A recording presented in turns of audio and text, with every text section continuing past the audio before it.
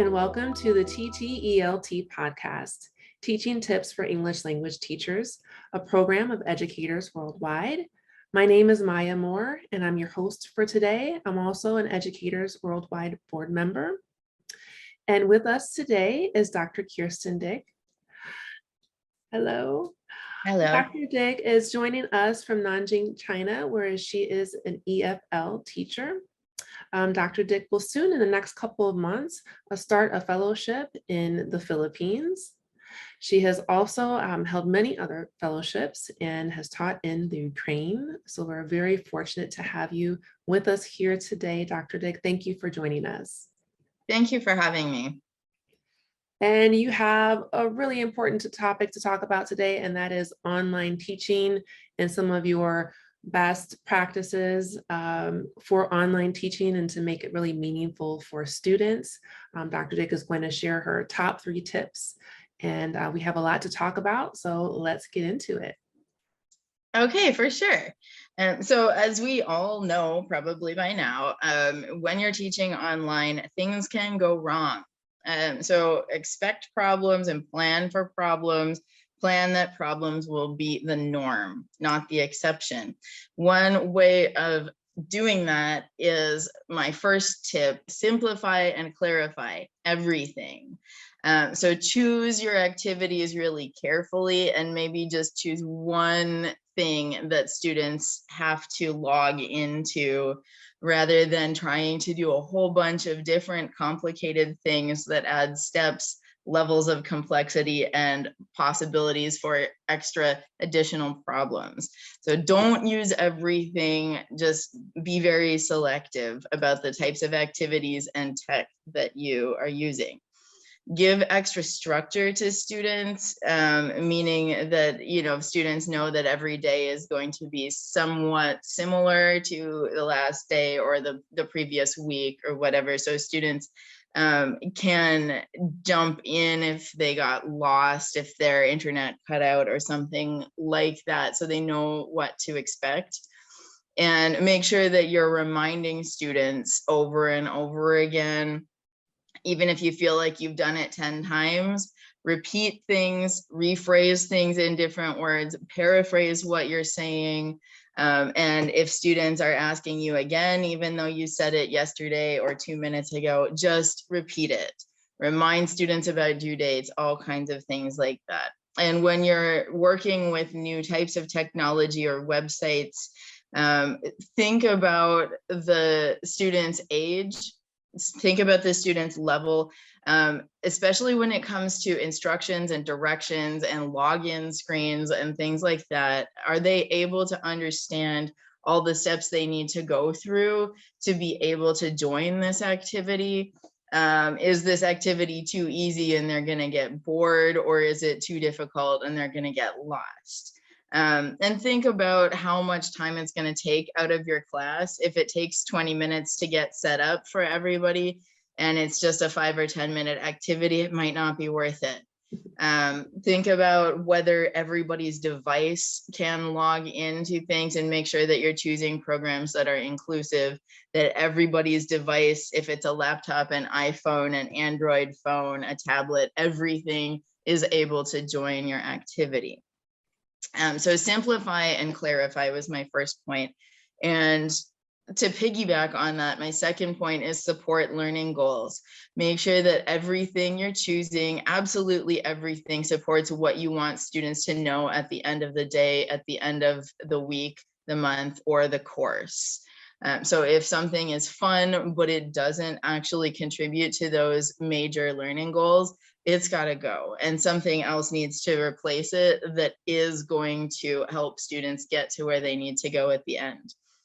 So really think about backward mapping. What do students need to do at the end? What do they need to do in the middle? And what, where are they now? So what steps do they need to go through to get to where they need to be by the end of the course? And then my final tip is be human, because our devices are not. Our devices can sometimes seem obviously robotic, Right. and not like they're giving opportunities for interaction. So you have to insert those consciously in ways that you don't in the classroom. Your humanity gets lost behind your screen. So add some humor, make some jokes, wear some costumes, bring some props, bring some photos of your real life, your dog, your family. Allow students to tell stories about their lives. Give them opportunities to interact with each other in small groups. Give them choices of topic and assignment. If they need accommodations because they have a device that doesn't have a working microphone, or they have learning disabilities or whatever, work with them. Make the little changes that make the course accessible, and make the course human for your students. They'll be so grateful to you, and you'll make your own life easier as well. Make sure that you're communicating with students frequently, that they know that you're a real person and that you're there and you're accessible. It doesn't have to be at 2 o'clock in the morning. Just be available, be clear, repeat things, be supportive, don't yell at them, don't be negative. And also try to make sure that your materials look okay, that you're not giving them, PowerPoint slides that are full of text, or worksheets with text running into the margins and stuff. Like, make it look nice, because our brains like that. So those are my top 3 tips. Simplify and clarify everything was number 1. Support your learning goals was number 2. And number 3, be human.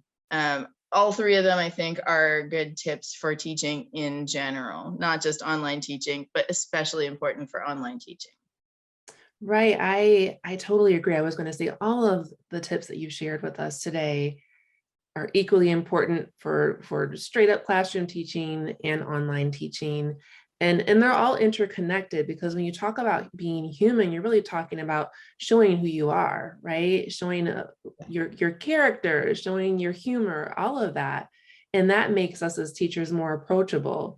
And so when you're more approachable and students are willing to open up to you about who they are, then you learn some things that will inform how you simplify and clarify instructions, because you may learn through that the student has the learning difference, right? That they need these accommodations, because now you're this approachable person. And like, you know what, actually, I don't have a laptop. It was stolen, or, my brother needs it, or, I have dyslexia and this is really hard for me. Can you help? Because now you're a human. You're not just this teacher, you're a human being. Mm-hmm. Yeah. And the class will be more fun and more interesting for you if you're interacting with real people on the other ends of their screens as well. If you're hearing students' stories, that's so much better than you staring into a screen with black boxes that aren't doing anything or responding to you. Right, right. So it's better for everyone all the way around. And I'm interested in your tip about creating a space for the students to interact with each other outside of the classroom. And how have you seen that kind of come together? Is this an assignment that you give, or you're just like, hey, here's a tool you can use if you like? It can be either one. So I found in China, often my students will already come into my classes being connected to each other on apps like WeChat or QQ. And so they'll just have text message conversations with each other, or video chats with each other using those apps. And outside of China, like Facebook Messenger, or WhatsApp groups, Telegram groups, Instagram. Sometimes students will send each other Zoom links and stuff like that.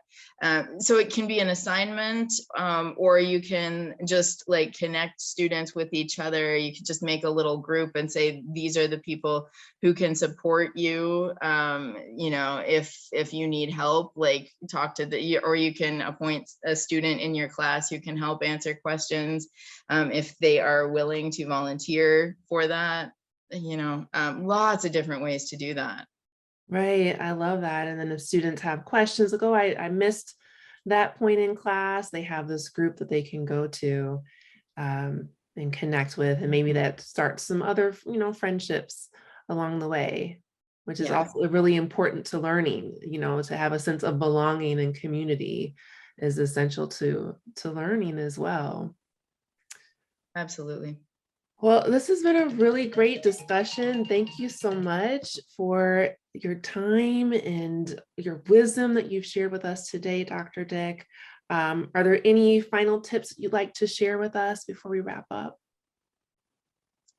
Just think about, like I say this all the time, think about your students as people. They're students after they're people, and hopefully you can make yourself human enough that they think of you as a person first and a teacher second. um, s- because that's when you get real compassion and trust, and that's when the real learning happens. Well, that is a wonderful way to wrap this up. I know that all of our listeners will benefit from the knowledge that you shared with us today, giving us a lot of great tips that we can put into place right now to boost our online teaching. So again, thank you. This has been the TTELT podcast. We hope that you all will join us for future podcasts and also like us and follow us on our social media channels.